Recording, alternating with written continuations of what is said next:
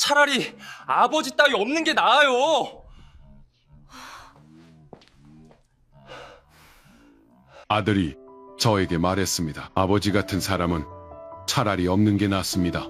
그날 저는 집을 나왔습니다. 그리고 몇 달이 지난 어느 날 베란다 밖에서 창문 너머로 들여다본 제 집 거실에서 제 가족은 제가 없어진 이후로 처음으로 웃고 있었습니다. 그 웃음이 저를 완전히 무너뜨렸습니다. 오늘 제가 하려는 이야기는 제가 틀렸다는 이야기입니다. 평생 가족을 위해 살았다고 믿었지만 사실은 가족을 짓눌러 왔던 한 남자의 이야기입니다. 그리고 그 진실을 깨달았을 때 이미 돌이킬 수 없을 만큼 늦어버린 사람의 이야기입니다. 끝까지 들어주십시오. 저는 경상도 작은 마을에서 태어났습니다. 넉넉하지 않은 집이었습니다. 아버지는 일용직이었고 어머니는 부업으로 남의 집 농사일을 도왔습니다. 형제가 5이었는데 저는 둘째였습니다. 어릴 때부터 배고픔이 뭔지 알았고 남들 앞에서 주눅 드는 게 뭔지 알았습니다. 중학교를 마치고 저는 학교를 그만뒀습니다. 더 다니고 싶지 않아서가 아니었습니다. 집에서 더 이상 학비를 댈 형편이 안 됐기 때문이었습니다. 그 시절에는 그런 아이들이 많았습니다. 저만 그런 게 아니었습니다. 하지만 그래도 학교 교복을 입고 다니는 친구들을 볼 때면 마음 한 구석이 단단하게 굳어가는 느낌이 들었습니다. 나는 반드시 성공해야 한다. 그 말을 입 밖으로 꺼낸 적은 없었습니다. 하지만 그건 제 안에서 돌처럼 굳어 있었습니다. 17살에 저는 서울로 올라왔습니다. 공사판이었습니다. 처음에는 시멘트를 나르고 벽돌을 쌓고 어깨가 빠질 것 같은 무게를 하루 종일 들었다 놓았다 했습니다. 몸이 버텨주지 않으면 밥을 못 먹는 세계였습니다. 거기서 저는 배웠습니다.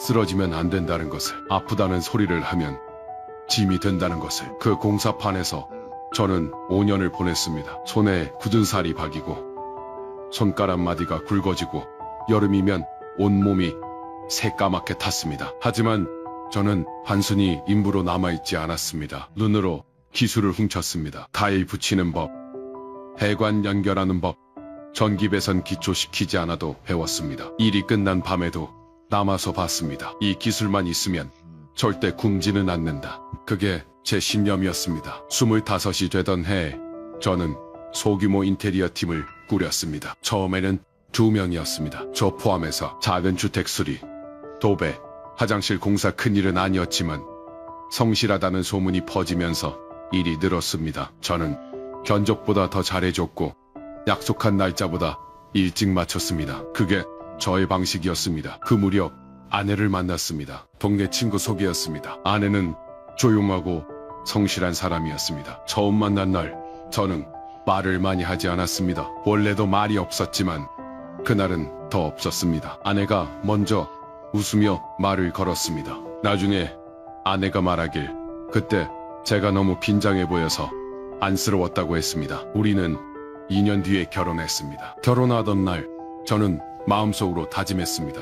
우리 아버지처럼은 살지 않겠다고. 가족이 돈 때문에 주눅드는 일은 없게 하겠다고. 내 아이는 학교 못 가는 일 없게 하겠다고. 그 다짐은 진심이었습니다. 하지만 그 다짐 안에 빠져있는 게 있었습니다. 제가 그때는 몰랐던 것이 돈을 버는 것과 가족과 함께 있는 것은 다른 일이라는 것을. 결혼하고 나서 저는 더 일에 매달렸습니다. 팀원이 늘었고 일이 커졌습니다. 아파트 단지 공사도 들어왔고 상가 인테리어도 맡게 됐습니다. 새벽에 나가서 밤에 들어오는 날이 이어졌습니다. 주말도 없었습니다. 명절에도 현장이 급하면 나가야 했습니다. 아내는 그때부터 혼자였습니다. 첫째 아들이 태어났을 때 저는 현장에 있었습니다. 연락을 받고 달려갔지만 이미 분만이 끝난 뒤였습니다. 아내는 아무 말도 하지 않았습니다. 그저 침대에 누워서 갓 태어난 아이를 안고 있었습니다. 저는 옆에 서서 아이 얼굴을 내려다봤습니다. 잘했어. 그게 제가 한 말이었습니다. 지금 돌이켜보면 그 말이 얼마나 공허했는지. 아내에게 해야 할 말은 그게 아니었을 텐데. 아들이 자라면서 저는 아버지 역할을 했습니다. 적어도 제가 알고 있는 아버지의 방식으로는 돈을 벌어다 주는 것, 먹고 살게 해주는 것, 위험한 것으로부터 지켜주는 것. 그게 아버지라고 생각했습니다. 집안일은 아내가 했습니다. 밥도, 빨래도, 청소도, 아이 학교 준비도. 저는 집에 와서 밥을 먹고 뉴스를 보고 잠을 잤습니다. 그게 당연했습니다. 저는 바깥에서 고생을 하니까 집에서는 쉬어야 한다고 생각했습니다. 아내가 힘들다고 말한 날이 있었습니다. 아이가 아픈데 혼자 병원을 다녀왔다고, 너무 지쳤다고. 저는 그 말에 이렇게 대답했습니다. 나는 밖에서 얼마나 힘든지 알아? 집에서 애 하나 보는 게 뭐가 힘들어. 아내는 그 뒤로 힘들다는 말을 잘 하지 않았습니다. 아이들에게도 저는 엄했습니다. 공부를 안 하면 혼을 냈고, 말대꾸를 하면 목소리가 커졌습니다. 아이들이 잘못하면 손이 먼저 나갔습니다. 그게 버릇을 잡는 거라고 믿었습니다. 그때 제 아버지도 그렇게 저를 키웠고, 저는 그렇게 자랐으니까 그게 옳은 방법이라고 생각했습니다. 아들이 초등학교에 다닐 때였습니다. 성적표를 가져왔는데 기대보다 낮았습니다. 저는 그 자리에서 몹시 화를 냈습니다. 이게 뭐야? 이래가지고 어떻게 살 거야? 아들은 울지도 않았습니다. 그냥 고개를 떨궜습니다. 그때 저는 그게 반성하는 거라고 생각했습니다. 지금은 압니다. 그건 반성이 아니었습니다. 호기였습니다. 아버지한테 어떤 말을 해도 소용이 없다는 것을 그 어린 마음이 이미 알아버린 것이었습니다. 시간은 흘렀습니다. 사업이 어느 정도 자리를 잡으면서 형편이 나아졌습니다. 큰 평수 아파트로 이사도 했고, 아이들 학원도 보낼 수 있었습니다. 차도 좋은 걸로 바꿨습니다. 저는 그게 성공이라고 생각했습니다. 아내와의 사이는 냉랭했습니다. 대화가 없었습니다. 식사를 같이 해도 말이 없었고, 잠자리도 갑방이 된 지 오래였습니다. 하지만 저는 그걸 심각하게 여기지 않았습니다. 부부가 그렇게 사는 집이 주변에도 많았습니다. 그냥 그런 거라고 생각했습니다. 아들은 고등학교를 마치고 대학에 들어갔습니다. 저는 그때 처음으로 뿌듯했습니다. 내가 고생해서 번 돈으로 내 아들이 대학에 갔다는 것이. 밥을 사주면서 말했습니다. 이제 너도 알아서 해야 한다. 내가 어떻게 살았는지 봤잖아. 아들은 고개를 끄덕였습니다. 하지만 그 눈빛이 기쁘지는 않았습니다. 저는 그걸 알아채지 못했습니다. 대학을 졸업하고 아들은 취업 대신 창업을 선택했습니다. 저는 반대했습니다. 그게 말처럼 쉬운 게 아니야. 먼저 어디 들어가서 배워야지. 아들은 제 말을 듣지 않았습니다. 그게 또 부딪히는 이유가 됐습니다. 아들의 사업은 처음 2년 동안은 그럭저럭 굴러갔습니다. 작은 온라인 쇼핑몰이었습니다. 하지만 경쟁이 치열해지면서 점점 힘들어졌습니다. 재고가 쌓이고 매출이 줄고 직원 월급도 빠듯해졌습니다. 아들이 그 사실을 저한테 말하지 않은 건 제가 어떻게 반응할지 이미 알고 있었기 때문이었을 겁니다. 그러다 어느 날 아들이 찾아왔습니다. 저녁을 먹고 나서 소파에 앉아있는데 아들이 조심스럽게 말을 꺼냈습니다. 아버지,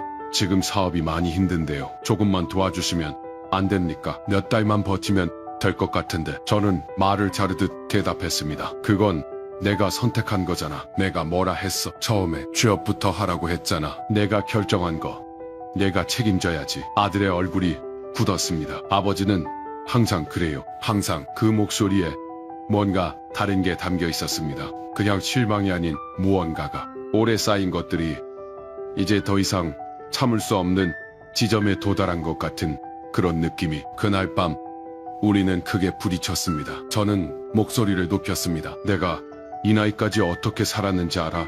누가 뭘 도와줬어? 혼자 다 했어. 혼자. 너는 그것도 못하냐? 아들이 받아쳤습니다. 아버지는 평생 그 말만 했잖아요. 혼자 다 했다고. 그러면서 정작 가족한테는 뭘 해줬어요? 돈 벌어다 준 거 아니야. 그게 다예요. 그게 아버지가 생각하는 가족이에요? 말들이 폭발했습니다. 아버지는 집에 있어도 없는 사람이었어요. 학교 행사 한 번 온 적 있어요? 운동회 날 온 적 있어요? 내가 상 받던 날 아버지 어디 있었는지 알아요? 현장이었잖아요. 항상 매번. 저는 아무 말도 못했습니다. 아버지가 해준 게 뭐가 있다고 이제 와서. 힘들 때 찾아오면 그게 다 네 책임이라고요. 아버지 같은 사람은 차라리 없는 게 낫습니다. 그리고 그 말이 이어졌습니다. 지금이라도 없어져 버렸으면 좋겠습니다. 방 안에 침묵이 내려앉았습니다. 저는 그 말을 들으면서 이상하게도 반박할 말이 떠오르지 않았습니다. 화가 나야 했는데, 소리를 질러야 했는데, 그런데 그 말이 너무 선명하게 박혔습니다. 마치 오래전부터 그 말이 존재했는데 누군가 드디어 입 밖으로 꺼낸 것처럼. 저는 일어났습니다. 아무 말도 없이. 그리고 방으로 들어가서 작은 가방 하나를 쌌습니다. 옷 몇 벌, 세면도구, 통장, 그게 전부였습니다. 아내가 복도에서 보고 있었습니다. 어디 가요? 저는 대답하지 않았습니다. 문을 닫고 계단을 내려가고 주차장을 빠져나왔습니다. 그게 그날이었습니다. 저는 그 후 몇 달 동안 떠돌았습니다. 처음 며칠은 모텔이었습니다. 그 다음엔 조금 싼 고시원으로 옮겼습니다. 창문 하나 없는 방이었습니다. 누우면 천장이 코앞이었습니다. 거기서 저는 처음으로 혼자 밥을 해결했습니다. 편의점, 도시락, 컵라면, 가끔 김밥. 집에서 아내가 차려주던 밥상이 얼마나 당연하게 여겨졌는지 그 방에서 비로소 알았습니다. 이상한 일이 벌어졌습니다. 그 좁은 방에서, 아무도 없는 그 공간에서 저는 생각하기 시작했습니다. 평생 처음으로 제대로. 공사판에 있을 때는 몸이 너무 고돼서 생각할 여유가 없었습니다. 사업을 키울 때는 다음 현장, 다음 계약, 다음 목표만 보였습니다. 집에 있을 때는 피곤했습니다. 그냥 쉬고 싶었습니다. 그런데 그 방에서는 달아날 곳이 없었습니다. 비 오는 날이었습니다. 창문이 없는 방이라 바깥 날씨를 볼 수는 없었지만 복도 끝 환기창에서 빗소리가 들렸습니다. 그 소리를 들으면서 오래전 기억이 올라왔습니다. 아들이 초등학교 2학년 때였습니다. 가을 운동회였습니다. 아내가 며칠 전부터 저한테 말했습니다. 오전에만 잠깐 와도 된다고. 아들이 달리기에 나간다고. 저는 그날 아침 현장에서 급한 연락을 받았습니다. 자재 문제였습니다. 현장에 가야 했습니다. 운동회장에 가지 않았습니다. 저녁에 아들 얼굴을 봤을 때 아들은 아무 말도 안 했습니다. 밥을 먹으면서도 아무 말도 안 했습니다. 저는 어땠냐고 물었고 아들은 그냥요라고 했습니다. 그게 다였습니다. 저는 그날 아무렇지도 않게 잠들었습니다. 그게 대수로운 일이 아니라고 생각했으니까, 현장이 급했으니까, 어쩔 수 없었으니까. 그 고시원 방에서 그 기억이 올라왔을 때 저는 처음으로 그날 아들의 얼굴이 제대로 보였습니다. 기억 속의 그 얼굴, 그냥요 라고 대답했던 그 표정, 그게 실망이 아니라 이미 체념해버린 얼굴이었다는 걸. 또 다른 기억도 왔습니다. 아들이 중학교 때 생일이었습니다. 저는 그날도 늦게 들어왔습니다. 식탁 위에 케이크가 있었는데 초가 이미 다 꺼져 있었습니다. 아내 혼자 치운 거였습니다. 저는 그걸 보면서 왜 이렇게 늦게 먹냐고 했습니다. 아내가 조용히 말했습니다. 애 기다리다 먹었어요. 저는 그냥 먹지 왜 기다려라고 했습니다. 그리고 아무 일도 없었다는 듯이 세면대로 갔습니다. 그 기억이 떠오르는 순간 뭔가가 가슴 안에서 무너지는 것 같았습니다. 그때 아내가 얼마나 오래 기다렸을지, 아들이 얼마나 기다렸을지, 그리고 제가 한 말이 그 기다림에 얼마나 무심했는지 또 있었습니다. 아내가 한 번은 저한테 말했습니다. 배가 자주 아프다고, 병원에 가봐야 할 것 같다고. 저는 그 말에 내가 얼마나 바쁜지 알잖아. 혼자 가봐라고 했습니다. 아내는 혼자 갔습니다. 다행히 별거 아니었습니다. 하지만 그날 아내가 병원 대기실에서 혼자 앉아 있었을 때 어떤 마음이었을지를 저는 그때 한 번도 생각해 본 적이 없었습니다. 그 고시원 방에서야 비로소 그 생각을 했습니다. 밥이 아니라 같이 있어주는 것, 돈이 아니라 손을 잡아주는 것, 생활이 아니라 이야기를 들어주는 것. 저는 그것들을 한 번도 해본 적이 없었습니다. 저는 스스로를 좋은 가장이라고 생각했습니다. 가족을 먹여 살렸으니까, 집을 샀으니까, 아이들 학원을 보냈으니까. 하지만 그 방에서 혼자 있으면서 알았습니다. 저는 가족을 지킨 게 아니라 가족을 눌러왔던 사람이었습니다. 가족을 사랑했지만 그 사랑을 표현하는 방법이 아예 없었습니다. 아니, 방법이 없었던 게 아니라 필요하다고 생각조차 안 했습니다. 2달쯤 지났을 때였습니다. 어느 날 새벽에 잠이 오지 않았습니다. 천장을 보다가 갑자기 집이 떠올랐습니다. 지금쯤 어떻게 지내고 있을까? 아내는, 아들은 그날 처음으로 집 쪽으로 가봤습니다. 가까이 가려고 한 게 아니었습니다. 그냥 근처를 지나치는 거라고 스스로에게 말했습니다. 하지만 걸음은 점점 그 아파트 쪽으로 향했습니다. 정문 앞에 섰습니다. 한참을 서 있었습니다. 초인종을 누르려다 멈췄습니다. 무슨 얼굴로 들어가나 뭐라고 말하나 저를 반기는 사람이 있기는 할까? 그래서 돌아갔습니다. 그 다음 날도 발이 그쪽으로 향했습니다. 하지만 정문을 통과하지는 못했습니다. 그러다 그날 베란다 쪽으로 돌아서 창문을 통해 거실이 보이는 위치에 섰습니다. 불이 켜져 있었습니다. 밤 9시쯤이었습니다. 아내가 보였습니다. 소파에 앉아 있었습니다. 아들도 있었습니다. 나란히 앉아서 뭔가를 보고 있었습니다. TV인지 핸드폰인지 그때 웃음소리가 들렸습니다. 아내가 웃고 있었습니다. 오랜만에 보는 아내의 웃음이었습니다. 아들도 웃었습니다. 두 사람이 뭔가를 보며 같이 웃고 있었습니다. 그 장면이 너무 낯설었습니다. 제가 집에 있을 때는 없던 분위기였으니까. 저녁에 둘이 나란히 앉아서 웃는 일이 언제 있었나. 저는 기억이 나지 않았습니다. 그러다 아내가 말하는 소리가 들렸습니다. 창문이 닫혀 있었기 때문에 정확히 들리지 않았지만 입모양과 뭉개진 소리로 내용을 짐작할 수 있었습니다. 아버지,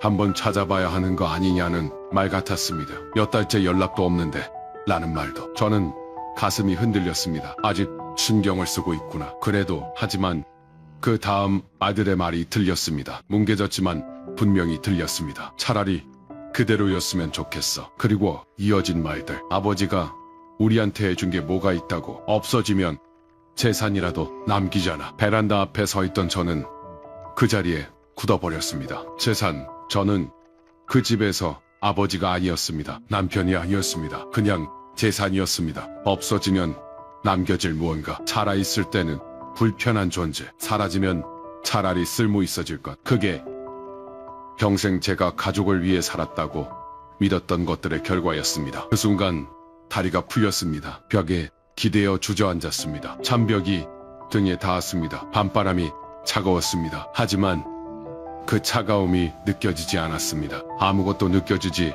않았습니다. 아니, 느껴졌습니다. 너무 많이. 평생 참아온 것들이 한꺼번에 쏟아지는 것 같았습니다. 눈물이 나왔습니다. 소리 없이 그냥 흘렀습니다. 언제 마지막으로 울었는지 기억도 나지 않는데 그 차가운 베란다 앞에서 혼자 얼마나 있었는지 모릅니다. 일어났을 때는 다리가 저렸습니다. 저는 돌아서려고 했습니다. 그냥 가야겠다고 생각했습니다. 그 집은 이미 저 없이도 충분하니까. 아니, 저 없이 더 잘 되고 있으니까.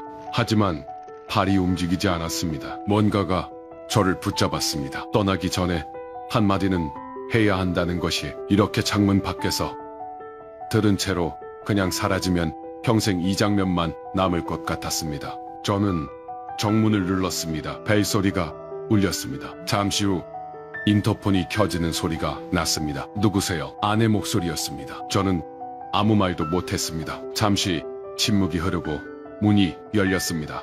계단을 올라가서 문 앞에 섰습니다. 문이 열리고 아내가 보였습니다. 그리고 뒤에 아들도 서 있었습니다. 두 사람의 얼굴이 굳었습니다. 저는 안으로 들어갔습니다. 아무 말도 없이 거실 한가운데 서서 아들을 봤습니다. 그리고 말했습니다. 그래, 나 없어지는 게 좋겠지. 아들이 아무 말도 하지 못했습니다. 저는 계속했습니다. 나는 너한테 뭐였냐? 짧은 말이었습니다. 단순한 물음이었습니다. 하지만 그 말 안에는 제가 혼자 그 고시원 방에서 2달 동안 돌아봤던 모든 것들이 들어있었습니다. 침묵이 흘렀습니다. 아들은 고개를 들지 못했습니다. 아내도 아무 말이 없었습니다. 거실에 3사람이 있었지만 아무도 말하지 않았습니다. 저는 그 침묵이 이미 답이라는 걸 알았습니다. 그날 밤 저는 처음으로 아내와 마주 앉았습니다. 부엌 식탁이었습니다. 아들은 방으로 들어가 버렸습니다. 아내와 저만 남았습니다. 밥을 먹지는 않았습니다. 차를 끓이지도 않았습니다. 그냥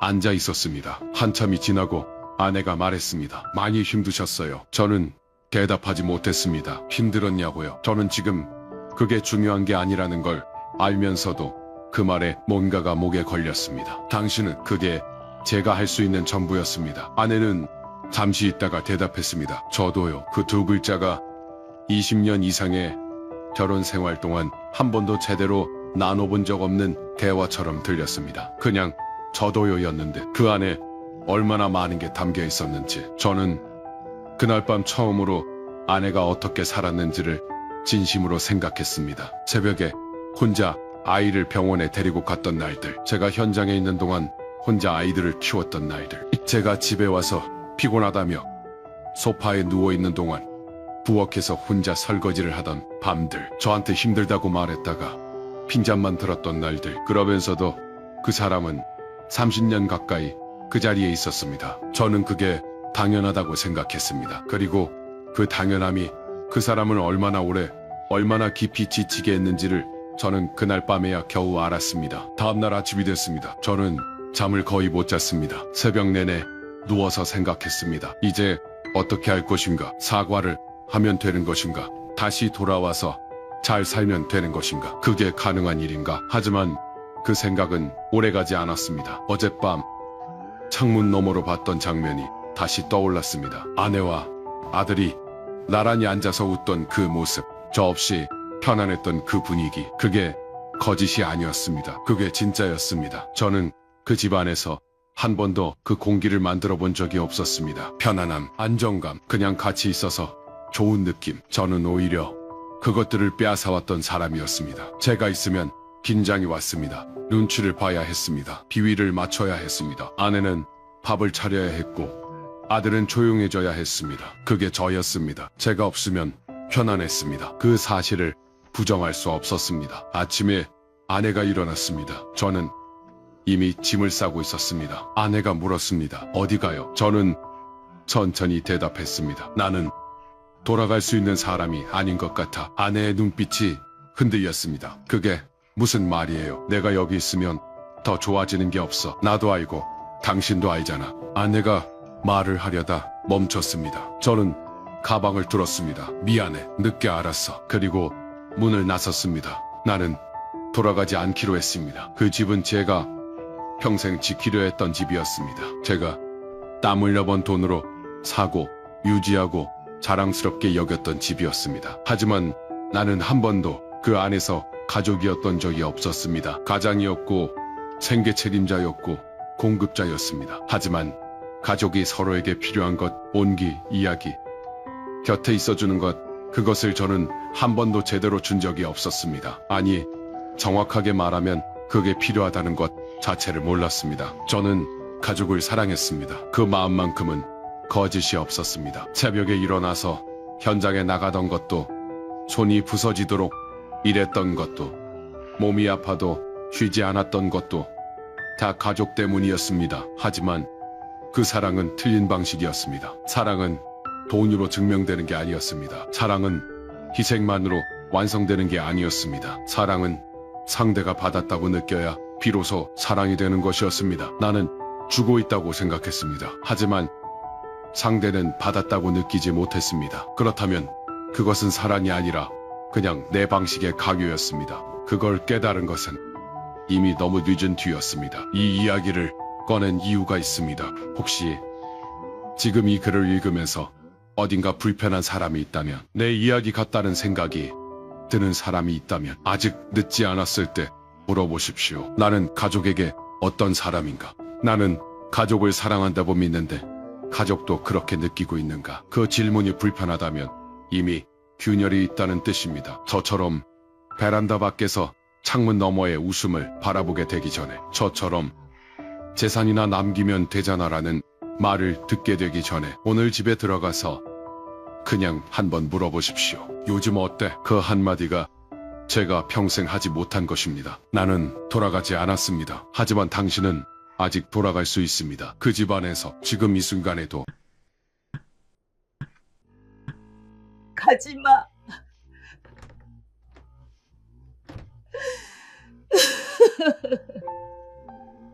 엄마가 처음 이상하다고 느껴진 건 사실 꽤 오래전이었습니다. 처음엔 별것 아니라고 생각했어요. 같은 반찬을 2번 꺼내 놓는다든지, 분명 방금 통화한 사람한테 또 전화를 건다든지, 며칠 전에 다녀온 병원을 내일 가야 한다고 말한다든지, 그 정도야. 나이 들면 그럴 수 있지. 저도 그렇게 생각했습니다. 아니, 그렇게 생각하려고 했습니다. 제가 그렇게 믿고 싶었던 걸지도 모르죠. 엄마가 이상해졌다는 걸 인정하는 순간 제 삶에 뭔가도 같이 무너질 것 같았거든요. 엄마는 늘 강한 사람이었습니다. 남편 먼저 보내고 아들 먼저 보내고도 울면서 밥을 안 먹는 법이 없는 사람이었어요. 살아있는 사람은 살아야지. 그 말을 입버릇처럼 하던 사람이었습니다. 그런데 그런 엄마가 요즘 들어 자꾸만 없는 사람의 이름을 불렀습니다. 정우야. 처음엔 못 들은 척 했어요. 두 번째는 TV 소리가 큰 척 했어요. 세 번째는 제가 화장실에 있었던 척 했어요. 정우는 제 오빠 이름이었습니다. 그리고 죽은 지 10년이 넘었습니다. 엄마는 가끔 정우가 아직 살아있는 것처럼 말했어요. 정우는 국을 싫어하니까 계란말이를 해줘야지. 정우 오늘 늦게 들어오나? 정우한테 전화 좀 해봐라. 처음 몇 번은 가슴이 철렁했지만 점점 무뎌졌습니다. 사람은 참 이상하죠. 처음엔 도저히 견딜 수 없을 것 같던 것도 반복되면 견디게 되니까요. 하지만 그날 아침은 달랐습니다. 그날은 제가 평생 잊고 싶어도 못 잊는 그 아침이었습니다. 부엌에서 냄새가 났습니다. 눈을 뜨자마자 저는 그 냄새를 맡았어요. 짙은 참기름 냄새와 데친 미역에서 올라오는 바다 냄새. 저는 벌떡 일어났습니다. 순간 심장이 덜컥 하고 내려앉는 느낌이 들었어요. 그 냄새는 너무 익숙한데 너무 오래 맡지 못했던 냄새였습니다. 부엌으로 뛰어나가자 엄마가 앞치마를 두르고 냄비를 접고 있었습니다. 김이 모락모락 올라오는 냄비 안에는 미역국이 끓고 있었어요. 저는 그 자리에서 얼어붙었습니다. 엄마는 그날 이후로 단 한 번도 미역국을 끓인 적이 없었거든요. 단 한 번도. 정우가 죽은 날 아침 엄마는 이상하게 미역국을 끓였습니다. 생일도 아니었어요. 제사도 아니었고 누가 아픈 것도 아니었습니다. 그래서 제가 물었죠. 오늘 무슨 날이야? 엄마는 웃으면서 말했습니다. 그냥 아침부터 미역국이 먹고 싶더라. 그게 마지막이었습니다. 그날 이후 우리 집에서 미역국은 사라졌습니다. 엄마는 누가 생일이어도 끓이지 않았고 제가 끓여놓으면 한 숟갈도 안 뜨고 수저를 놨습니다. 그랬던 엄마가 10년 만에 다시 미역국을 끓이고 있었습니다. 그리고 그 표정까지 똑같았어요. 아무 일도 없다는 얼굴, 평범한 아침인 줄 아는 얼굴. 엄마는 저를 돌아보지도 않고 말했습니다. 일어났냐? 정우 깨워라. 밥 먹고 나가야지. 저는 숨이 턱 막혔습니다. 정우를 깨우라고요. 그 순간 등줄기로 식은땀이 흘렀습니다. 엄마는 아직 저를 보지도 않았어요. 그런데 저는 그 목소리를 기억하고 있었습니다. 정확히 10년 전 그 아침에 들었던 목소리. 일어났냐? 정우 깨워라. 사람은 어떤 날의 공기를 기억합니다. 빛의 방향, 창문으로 들어오던 햇살의 색, 가스레인지 위 냄비에서 올라오던 김, 식탁 위에 놓였던 반찬 위치까지도요.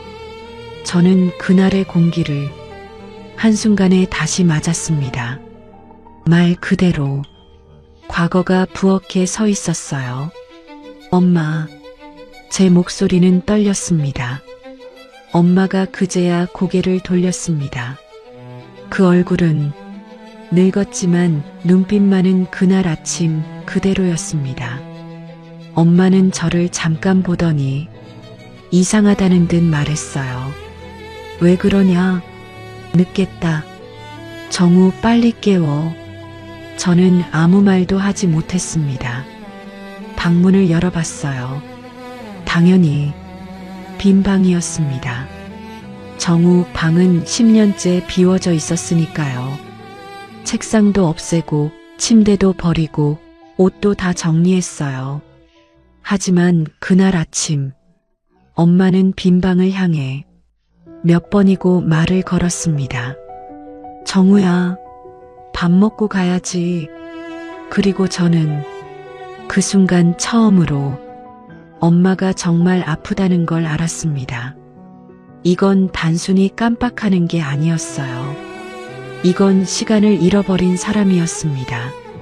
아니, 시간 속에 갇힌 사람이었죠. 그날 병원에 갔습니다. 엄마는 가는 내내 화를 냈어요. 내가 어디가 아프다고 병원을 가. 내가 더 이상하다. 회사나 가라. 쓸데없는 소리 하지 말고. 그러다가 또 금방 창밖을 보며 중얼거렸습니다. 정우 출근 늦겠다. 저는 운전대를 잡고 있으면서도 몇 번이고 눈앞이 흐려졌습니다. 의사는 조심스럽게 말을 골랐습니다. 검사 결과를 다 보고 난 뒤 엄마와 저를 번갈아 보더니 아주 천천히 말했어요. 초기 치매로 보입니다. 그 말은 예상했는데도 실제로 들으니 다르게 아프더군요. 엄마는 의사의 말을 제대로 못 알아들었습니다.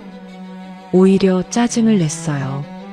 내가 멀쩡한데 무슨 치매예요. 의사는 그런 엄마를 향해 이상하게 따뜻한 표정으로 말했습니다. 기억이 다 사라지는 병이라고들 생각하시는데요. 꼭 그렇지만은 않습니다. 어떤 분들은 오히려 가장 강한 기억 속에 갇히기도 합니다. 저는 그 말을 듣고 가슴이 철렁 내려앉았습니다. 가장 강한 기억? 엄마에게 가장 강한 기억이 무엇인지 저는 알고 있었으니까요. 정우가 죽은 날, 엄마가 평생 자기 탓이라고 믿고 살아온 그날, 정우는 그날 엄마 부탁으로 나갔습니다. 그것도 아주 사소한 부탁이었어요. 엄마가 아침에 갑자기 동네 정육점에 들러 국거리 좀 사다 달라고 했어요. 미역국이 싱겁다면서 조금만 더 넣으면 좋겠다고 했죠. 정우는 귀찮아하면서도 웃었습니다. 아침부터 뭘 그렇게 번거롭게 시켜? 엄마가 말했어요. 금방 갔다 오면 되잖아. 엄마가 미역국까지 끓였는데 정우는 신발을 대충 꿰신고 지갑을 챙겼습니다. 저는 그때 현관 앞에 기대서 핸드폰을 보고 있었어요. 정우가 나가려던 그 순간 엄마는 정말 아무 말도 하지 않았습니다.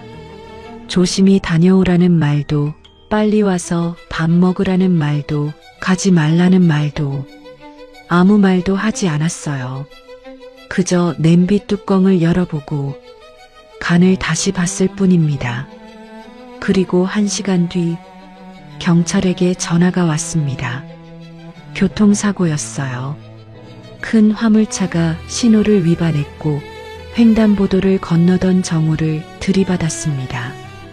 그 뒤로 엄마는 단 한 번도 그날 이야기를 제대로 한 적이 없습니다. 울지도 않았어요. 아니, 남들 앞에서는 울지 않았습니다. 장례 끝나고 손님들 다 가고 나서 부엌에서 혼자 미역국 냄비를 붙잡고 토하듯 울던 모습만 제가 봤습니다. 엄마는 그날 바닥에 주저앉아서 한 문장만 반복했습니다. 내가 보냈다. 내가 보냈다. 내가 보냈다. 저는 그때 엄마가 슬퍼서 저러는 줄 알았어요. 그런데 아니었더라고요. 엄마는 슬퍼한 게 아니라 평생 스스로에게 유죄를 선고하고 살았습니다. 그날 이후 엄마는 이상하게 정우 방만은 못 치웠고 미역국만은 못 끓였고 비 오는 날만 되면 현관 앞을 오래 서 있었습니다. 저는 그것도 다 알면서 모른 척 했어요. 저도 살아야 하니까. 회사도 다녀야 했고 결혼도 깨지고 아이도 포기했고 혼자서 엄마까지 책임져야 했으니까요. 슬픔을 오래 들여다볼 여유가 없었습니다. 사람이 무너질 때는 대단한 사건 때문만이 아니라 무너질 시간을 허락받지 못했을 때도 무너집니다. 그날 이후 엄마의 아침은 반복되기 시작했습니다. 처음엔 한 달에 한 번쯤이었어요. 갑자기 새벽같이 일어나 미역을 불리고 참기름을 두르고 국을 끓였습니다. 그리고 저를 깨워 말했죠. 정우 깨워라. 처음에는 그럴 때마다 제가 말했습니다. 엄마, 정우는 없어. 엄마는 그 말을 들을 때마다 얼굴이 변했습니다. 방금까지 평범하던 얼굴이 순식간에 깨진 유리처럼 흔들렸어요. 없다니? 무슨 소리야? 어디 갔는데? 그럼 저는 차마 설명을 못했습니다. 죽었다는 말을 어떻게 매번 새로 할 수 있겠어요? 사람은 한 번 겪는 것도 미치는 일인데 그걸 반복해서 누군가에게 알려야 하는 건 더 잔인한 일이더군요.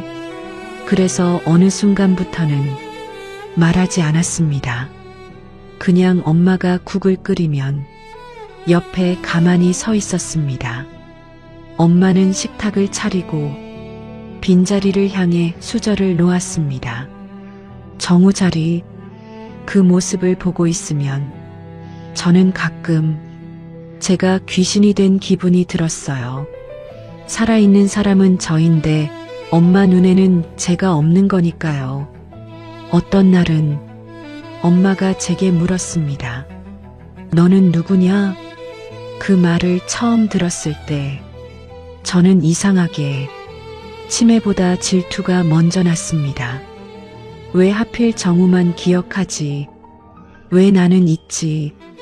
왜 죽은 아들은 붙잡고 살아있는 딸은 놓쳐버리지? 그 생각이 드는 제 자신이 너무 못나서 화장실에 숨어 한참을 울었습니다. 하지만 사람이 어디 성인군자처럼만 살 수 있나요? 저는 엄마를 불쌍해하면서도 미웠습니다.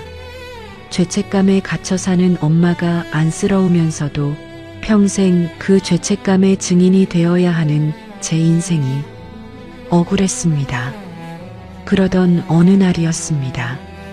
엄마가 또 그 아침을 반복하던 날, 식탁 위에는 미역국이 있었고 엄마는 정우를 깨우라며 저를 재촉했습니다. 그런데 그날은 조금 달랐습니다. 엄마가 빈 방 문 앞에 서서 한참을 망설이더니 갑자기 문고리를 붙잡고 울기 시작한 거예요. 안 돼. 저는 놀라서 달려갔습니다. 엄마는 문고리를 부여잡은 채 그전에는 한 번도 하지 않았던 말을 했습니다. 가지마. 오늘은 가지마. 가면 안 돼. 저는 심장이 덜컥했습니다. 그 말은 과거에 없던 말이었거든요. 그날 엄마는 그 말을 하지 않았습니다. 그래서 저는 깨달았습니다. 엄마가 반복하는 건 기억이 아니었어요. 후회였습니다. 엄마는 그날을 떠올리는 게 아니라 그날을 고치고 있었던 겁니다. 이미 끝난 아침을 매번 다시 시작해서 이번에는 아들을 보내지 않으려고, 이번에는 말하려고. 가지마. 오늘은 가지마. 엄마가 평생 한 번도 스스로를 용서하지 못했던 이유가 그 한마디였던 거예요. 그 말을 그날 하지 못해서 그날부터 저는 엄마가 반복하는 아침을 그냥 두고 볼 수 없었습니다. 저도 같이 그 아침 안으로 들어가기 시작했어요. 엄마가 미역을 불리면 저도 옆에서 마늘을 다졌고 엄마가 수저를 놓으면 저도 반찬을 꺼냈습니다. 그리고 엄마가 정우를 깨우라고 하면 저는 빈방 문 앞에 가만히 섰습니다. 한 번은 저도 모르게 문을 열고 말했어요. 오빠 밥 먹어. 아무도 없는 방에. 말하고 나서 제가 얼마나 무너졌는지 모릅니다. 그 말은 10년 동안 제가 단 한 번도 하지 못한 말이었거든요. 정우가 죽은 후 우리 집에서는 그 이름을 크게 부르는 일 자체가 금기처럼 되어버렸으니까요. 그런데 그 빈방 앞에서 처음으로 오빠를 불렀을 때 이상하게도 엄마가 울음을 멈췄습니다. 엄마는 저를 보고 마치 아주 오래된 꿈에서 막 깨어난 사람처럼 말했어요. 정우 밥 먹고 가라고 해. 저는 그날 처음으로 엄마를 안았습니다. 엄마 몸이 그렇게 가벼운 줄 몰랐어요. 뼈가 만져질 만큼 말라 있었고 등은 언제부터 그렇게 굽었는지 어깨는 또 왜 그렇게 작아졌는지 엄마는 제 품 안에서 숨이 넘어갈 듯 울었습니다. 내가 보냈어. 내가 죽였어. 내가 국거리만 안 시켰어도 그 길로 안 나갔을 텐데. 저는 그 말을 듣다가 처음엔 같이 울었어요. 그런데 어느 순간 가슴속에서 다른 감정이 치밀어 올랐습니다. 화였습니다. 억울함이었어요. 그래서 저도 모르게 엄마에게 소리를 질렀습니다. 엄마가 죽인 거 아니야. 엄마가 울음을 멈추고 저를 봤습니다. 저도 멈출 수가 없었어요. 10년 동안 누구에게도 못한 말을 그제야 하고 있었으니까요. 왜 자꾸 엄마 탓을 해? 왜 자꾸 엄마가 다 짊어져? 오빠 사고는 사고였어. 그 트럭이 잘못한 거였지. 엄마가 사람을 민 게 아니잖아. 엄마는 아이처럼 고개를 저었습니다. 내가 보냈어. 아니야. 내가 보냈어. 아니라고. 그날 저희는 처음으로 정우의 죽음 앞에서 같이 무너졌습니다. 10년 동안 각자 따로 무너졌는데 처음으로 같이요. 저는 울면서 말했습니다. 엄마만 힘들었던 거 아니야. 나도 힘들었어. 나도 오빠가 보고 싶었어. 나도 그날로 돌아가고 싶었어. 나도 현관문 붙잡고 못 나가게 하고 싶었다고. 엄마는 저를 보면서도 제가 누군지 아는지 모르는지 흐린 눈으로 중얼거렸습니다. 미안하다. 그 말이 너무 늦어서 저는 더 울었습니다. 엄마가 저한테 미안한 건지, 정우한테 미안한 건지, 자기 자신한테 미안한 건지 아무것도 분명하지 않았지만 그 한마디가 너무 오래 막혀있던 말이라는 건 알 수 있었어요. 그날 이후로 엄마의 상태는 더 빨리 나빠졌습니다. 반복되는 아침은 더 잦아졌고 밤낮이 바뀌었고 새벽 3시에 장을 보러 나가겠다며 문을 열기도 했어요. 가스불을 켜놓고 잊은 적도 있었고 욕실에서 미끄러져 다칠 뻔한 적도 있었습니다. 한 번은 제가 퇴근하고 돌아왔는데 엄마가 현관 앞에 신발도 안 신고 서 있더군요. 어디가? 제가 묻자 엄마가 아주 당연한 얼굴로 말했어요. 정우 데리러. 그날은 비가 오고 있었습니다. 엄마 머리도 어깨도 잠옷 소매도 다 젖어 있었어요. 저는 그 모습을 보는 순간 무너졌습니다. 엄마를 붙잡고 집 안으로 들이면서 계속 같은 생각만 했어요. 이제 안 되겠다. 이제 정말 나 혼자서는 안 되겠다. 그런데도 결정은 쉽게 내리지 못했습니다.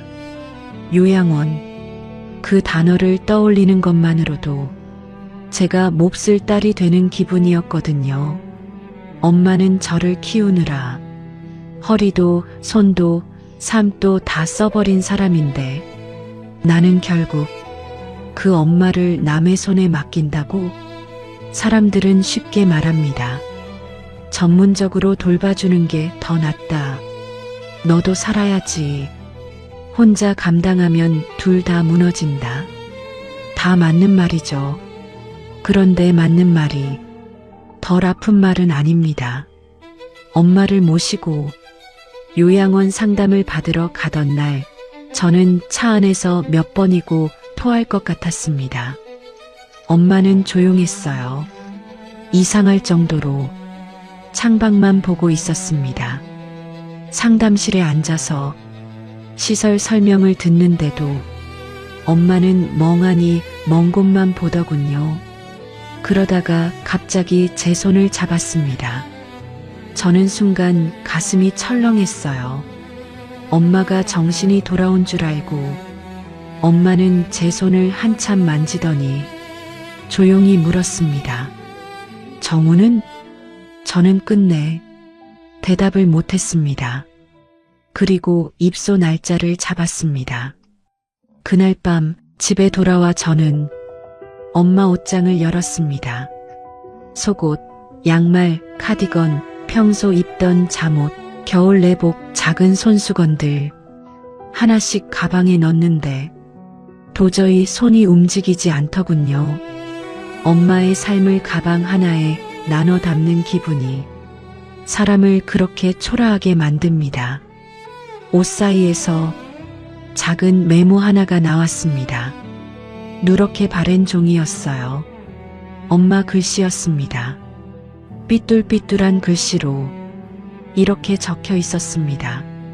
정우 미역국, 국거리 사오기. 그 순간 저는 주저앉았습니다. 엄마는 10년 동안 그 메모를 버리지 못했던 겁니다. 그날 아침의 준비를 종이 한 장으로 붙잡고 살았던 거예요. 그러니까 엄마에게 그 아침은 끝난 적이 없었던 겁니다. 단 한 번도. 입소 전날 밤 엄마는 이상하게 또렷했습니다. 저를 보고 제가 누군지 아는 눈빛을 했어요. 저는 겁이 났습니다. 이런 날이 제일 무서웠거든요. 잠깐 돌아왔다가 더 멀리 사라지는 날, 엄마는 밥상 앞에 앉아 있다가 갑자기 말했습니다. 너 어릴 때 미역국 안 먹었지? 저는 숨을 멈췄습니다. 엄마는 천천히 웃었습니다.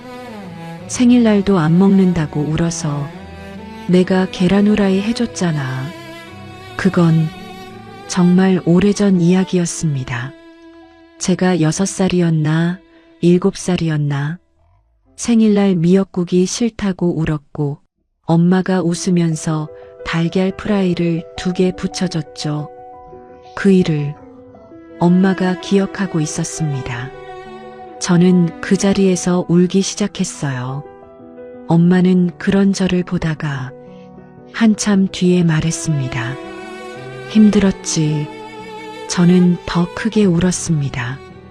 그 말이 너무 듣고 싶었나 봐요. 그동안 누구도 제게 그렇게 말해준 적이 없었거든요. 힘들었지. 그 짧은 한마디가 10년 동안 얼어붙어 있던 제 안쪽을 한꺼번에 무너뜨렸습니다. 저는 엄마 손을 붙잡고 처음으로 말했습니다. 엄마, 나 무서웠어. 엄마 없어질까봐 무서웠고, 오빠는 이미 없는데 엄마까지 없어질까봐 무서웠어. 나 화도 났어. 엄마가 자꾸 오빠만 찾는 것 같아서 미웠어. 그런 내가 또 너무 나빴고 말하다가 저는 거의 흐느끼고 있었습니다. 엄마는 제 손을 천천히 쓰다듬더니 아주 작은 목소리로 말했어요. 살아있는 사람이 더 아픈데. 저는 그 말을 듣고 울음을 멈출 수가 없었습니다. 엄마는 알고 있었던 거예요. 죽은 자보다 남은 자가 더 오래 아프다는 걸. 그리고 그 말을 남기려고 잠깐 정신을 붙잡고 돌아온 것만 같았습니다. 다음 날 엄마를 요양원에 모셨습니다. 차 안에서 엄마는 조용했습니다. 창밖 햇빛이 주름진 얼굴 위로 지나가고 있었어요. 저는 운전하면서 엄마 얼굴을 몇 번이고 훔쳐봤습니다. 엄마는 평화로워 보이기도 했고 너무 멀어 보이기도 했습니다. 요양원 방은 생각보다 밝았습니다. 창문이 컸고 침대 시트는 깨끗했고 복도에서는 텔레비전 소리가 희미하게 들렸어요. 직원분들이 친절하게 설명했지만 저는 거의 하나도 못 들었습니다. 그냥 엄마 손만 잡고 있었어요. 엄마는 침대 끝에 걸터 앉아 방을 둘러보더니 잠시 창밖을 봤습니다. 그리고 아주 낯선 얼굴로 저를 바라봤어요. 저는 그 표정을 지금도 잊지 못합니다. 모르는 사람을 볼 때의 표정, 경계도 없고 반가움도 없고 그저 아무 의미도 없는 시선. 저는 떨리는 목소리로 말했습니다. 엄마 나야. 엄마는 한참 저를 봤습니다. 저는 그 짧은 몇 초가 몇 년처럼 길었습니다. 그러다가 엄마가 조용히 고개를 돌렸어요. 창밖으로. 아무 말도 하지 않았습니다. 그걸로 끝이었습니다. 정말로 저는 마지막 기대까지 그 자리에서 조용히 꺼지는 걸 느꼈습니다. 직원분이 제 어깨를 가볍게 두드리며 처음엔 이러실 수 있어요. 라고 말했지만 저는 알았어요. 아니요. 이건 처음이라서가 아니라 정말 모르는 겁니다. 엄마는 저를 잊었습니다. 정우도 잊었겠죠. 아마 자기 자신도 조금씩 잊고 있을 겁니다. 저는 엄마 가방을 정리해 두고 창가에 작은 화분 하나를 놔드렸습니다. 집에서 가져온 거였어요. 엄마가 베란다에서 몇 년이나 키우던 화분. 물도 자주 안 주면서 신기하게 안 죽는다고 웃던 화분. 그걸 창틀에 올려두고 저는 마지막으로 엄마를 봤습니다. 엄마는 여전히 창밖만 보고 있었습니다. 저는 입을 열었다가 다시 다물었습니다. 엄마 잘 있어. 엄마 미안해. 엄마 나중에 올게. 엄마 나 좀 봐줘. 하고 싶은 말이 너무 많았는데 어느 것도 제대로 된 말이 아닌 것 같았어요. 그래서 결국 평범한 말을 했습니다. 갈게. 엄마는 반응하지 않았습니다. 저는 문을 열고 복도로 나왔습니다. 문을 닫으려던 순간 뒤에서 엄마 목소리가 들렸어요. 아주 작고 아주 느린 목소리. 오늘 무슨 날이었지? 저는 그대로 멈췄습니다. 숨도 못 쉬고 그 말은 엄마가 처음 반복을 시작했을 때부터 가장 무서운 말이었습니다. 왜냐하면 그 말은 기억의 마지막 문이 닫히는 소리 같았거든요. 예전엔 엄마가 적어도 그날만은 기억했습니다. 미역국 냄새도 정우 이름도 못다 한 말도. 그래서 괴로웠고 그래서 붙잡혀 있었고 그래서 반복이라도 할 수 있었죠. 그런데 이제는 그날이 무슨 날인지조차 모릅니다. 그 아침조차 엄마 안에서 사라진 겁니다. 저는 돌아보지 못했습니다. 돌아보면 주저앉을 것 같았어요. 그냥 문고리를 붙잡은 채 눈물만 떨어뜨렸습니다. 그리고 그 순간 이상하게도 한 가지 생각이 들었습니다. 엄마를 붙잡고 있던 건 치매가 아니었습니다. 죄책감이었어요. 내가 아들을 죽였다고 믿는 그 무서운 죄책감.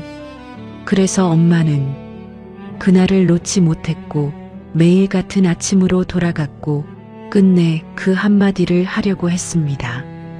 가지마. 오늘은 가지마. 하지만 이제 엄마는 그 말조차 잊었습니다. 그날을 기억하던 이유가 사라졌으니까요. 저는 요양원 복도를 걸어 나오면서 참 이상한 슬픔을 느꼈습니다. 엄마가 괴로움에서 벗어나서 다행이라는 마음과 엄마를 엄마로 붙잡고 있던 마지막 고통마저 사라졌다는 절망이 한꺼번에 밀려왔어요. 괴롭지만 기억하는 엄마와 편안하지만 아무것도 모르는 엄마. 어느 쪽이 더 나은 걸까요? 지금도 저는 모르겠습니다. 집에 돌아왔을 때 부엌은 조용했습니다. 너무 조용해서 오히려 미역국 냄새가 남아있는 것 같았어요. 물론 착각이겠죠. 저는 습관처럼 냄비를 꺼냈다가 다시 넣었습니다. 그리고 식탁에 혼자 앉아 한참을 아무것도 하지 못했습니다. 엄마 없는 집은 생각보다 더 빨리 낯설어졌습니다. 그날 밤 저는 처음으로 아주 오랜만에 미역국을 끓였습니다. 왜 그랬는지 모르겠어요. 배가 고팠던 것도 아니고 먹고 싶었던 것도 아닙니다. 그냥 엄마가 마지막까지 놓지 못했던 아침을 한 번은 제가 끓여봐야 할 것 같았어요. 미역을 불리고 참기름을 두르고 소고기를 볶고 물을 붓고 끓이는데 중간부터 계속 울어서 간이 맞는지도 모르겠더군요. 국이 다 끓었을 때 저는 식탁에 수저를 2개 놨습니다. 하나는 제 것, 하나는 엄마 것. 그리고 한참 동안 그렇게 앉아 있었습니다. 먹지도 못하고 그러다가 저도 모르게 빈자리 쪽으로 말했어요. 엄마 밥 먹어.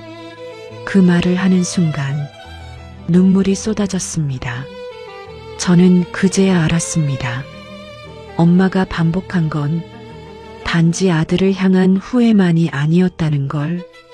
그 아침에는 엄마의 평범한 사랑도 있었어요. 미역국을 끓이고 밥을 차리고 자식 깨워서 먹이고 잔소리하고 보내고 우리가 당연하다고 생각했던 지극히 평범한 사랑. 그런데 어떤 날은 그 평범함이 영영 돌아오지 않는 마지막이 되기도 합니다. 그날 이후 저는 요양원에 자주 갔습니다. 엄마는 저를 거의 알아보지 못했어요. 어떤 날은 저를 직원으로 알았고 어떤 날은 옆방 사람 딸인 줄 알았고 어떤 날은 그냥 지나가는 사람처럼 쳐다봤습니다. 그래도 저는 갔어요. 왜냐하면 엄마가 저를 몰라도 저는 엄마를 아니까요. 사랑이라는 게 꼭 서로 알아봐야만 성립하는 건 아니더군요. 어느 날은 엄마가 제 손을 잡고 이상하게 오래 쳐다봤습니다. 저는 혹시 하고 숨을 죽였어요. 하지만 엄마는 끝내 제 이름을 부르지 않았습니다. 그저 제 손등을 쓰다듬으며 작게 말했어요. 손이 거칠어졌네. 순간 가슴이 무너졌습니다. 그건 예전에 엄마가 일하고 들어온 제 손을 잡을 때마다 하던 말이었거든요. 그러니까 어쩌면 엄마는 정말로 저를 몰랐던 게 아니라 이름만 잊었을지도 모릅니다. 어쩌면 기억은 우리가 생각하는 방식으로만 남는 게 아닐지도 모르죠. 이름은 사라져도, 온도는 남고, 얼굴은 흐려져도, 손의 감촉은 남는 것처럼. 그래서 저는 그날 집에 돌아와 오래 울었습니다. 엄마가 나를 기억한다는 희망 때문이 아니라, 이제는 그런 희망에 기대서도 살아야 하는 사람이 제가 됐다는 사실 때문에요. 지금도 가끔 아침에 눈을 뜨면 미역국 냄새를 맡는 기분이 듭니다. 물론 실제로 나는 냄새는 아니에요. 그냥 기억이겠죠. 아니면 엄마가 아직도 어디선가 그 아침을 천천히 건너고 있는 건지도 모르겠습니다. 정우를 부르고 수저를 놓고 끝내 못했던 말을 하려고 몇 번이고 입술을 떼고 있을지도요. 그리고 저는 이제 엄마를 원망하지 않습니다. 엄마는 아들을 잊어서 나쁜 엄마가 된 게 아니고 저를 못 알아봐서 사랑이 사라진 것도 아닙니다. 그저 너무 오래 한나란 시에 갇혀 있었던 사람일 뿐입니다. 누구보다 아들을 사랑했고 누구보다 자기 자신을 용서하지 못했고 그래서 결국 아들도 딸도 자기 자신도 있는 쪽으로 조용히 흘러가 버린 사람. 그게 제 엄마였습니다. 엄마는 결국 아무것도 기억하지 못하게 됐습니다. 그날도 오빠도 저도. 그런데 이상하게 저는 이제 압니다. 엄마가 마지막까지 잊지 못했던 건 죽음이 아니라 사랑이었다는 걸. 미역국 한 그릇 끓여놓고 자식 밥 먹여 보내던 그 아주 평범한 사랑. 어쩌면 사람은 마지막까지 죄책감 때문에 버티는 것 같아도 실은 사랑했던 방식 때문에 오래 머무는 건지도 모르겠습니다. 그래서 저는 가끔 아침에 혼자 미역국을 끓입니다. 그리고 뜨거운 김이 올라오면 잠깐 눈을 감습니다. 그러면 꼭 엄마 목소리가 들리는 것 같거든요. 밥 먹고 가야지. 저는 그 말을 들을 때마다 아직도 울어요. 엄마는 저를 잊었지만 저는 엄마를 잊지 못해서요. 그리고 아마 그건 앞으로도 평생 그럴 겁니다.